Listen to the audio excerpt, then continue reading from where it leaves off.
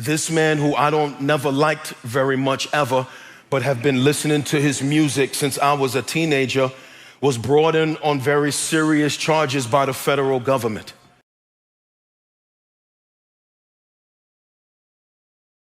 Family, last week, our nation watched as one of entertainment industry's most famous people was arrested and brought in handcuffs in a New York City hotel.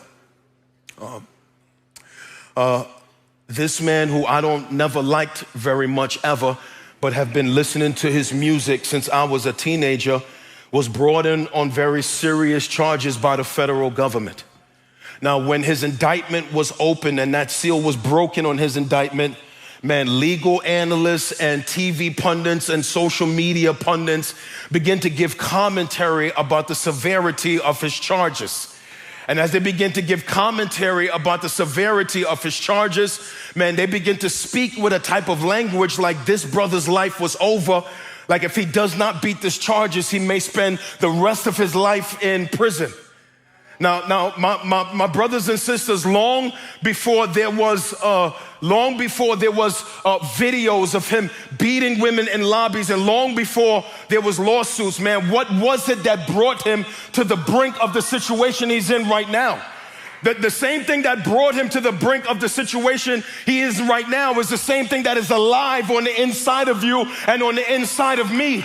And that is, it is sin in his life that brought him to the brink of what he's dealing with right now. And it's the same thing that's alive on you and the same thing that's alive in me. And while people are crying in comments, man, we hope that he gets what he deserves. And then you have other people saying, man, we feel sorry for him for what he's about to suffer, and we feel sorry for his family. And my brothers and sisters, I want you to know, man, this thing that brought him to where he is right now, this thing that's alive on the inside of you and me, man, this thing that began with Adam and the original sin that spread to all human beings, man, this thing on the inside of us, listen to me, it is the bane of our existence. It is the cause of all pain and suffering in society. It is the cause of every sorrowful tear that has ever fallen from your eyes. It is the cause of all of our relational tension and friendship tension and marital tension. It is the source of all of the issues going on right now in the world.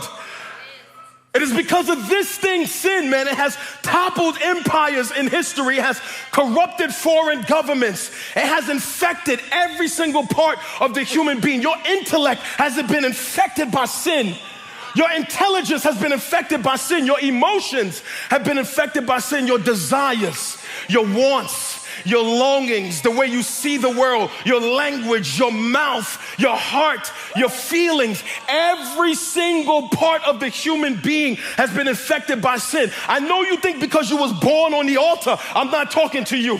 And I know you think because you're morally good, I'm not talking to you, but every single person who has ever been born, every single part of you have been infected by sin. Man, it is the bane of human existence to the point I hate sin. I hate it in my life. I hate it in the church. I hate it in society, not because I'm morally pure. I hate it because just the opposite. I hate it because I know the pain it has brought to my life. I know the destruction it has brought to my life, man. I know the heartache and the frustration it has brought to my life. And I know I'm not the only one who has looked over your shoulder and looked at the devastation of sin in your life from past seasons. Man, things I regret because of sin. Seasons I regret because of sin. Chapters of my life I wish I could rip out of my story because of sin.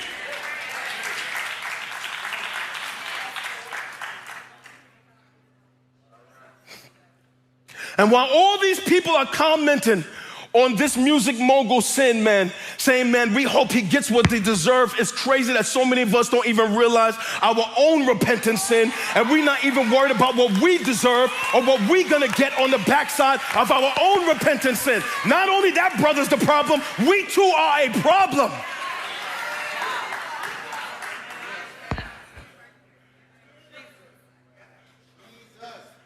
And so the Lord, nearing the end of his earthly ministry, It's trying to prepare his followers, watch, for his transition out of the world. He's trying to teach them that the end is coming. In Matthew chapter 16, he prophesies to them about the birth of the Christian church that was just a few months away. In Matthew chapter 28:19, he gives that church its only commission: spread the gospel, multiply disciples. But in Matthew 18, he gives the church its very first teaching on the context of how we govern ourselves inside biblical community. Matthew 18 is one of the most important chapters in all of Matthew. It's one of the most important chapters in all of the New Testament. For all of the doctrines of the New Testament, all of the letters of the New Testament that teach us how to govern ourselves inside the context of biblical community, all of them find their origin in Matthew chapter 18.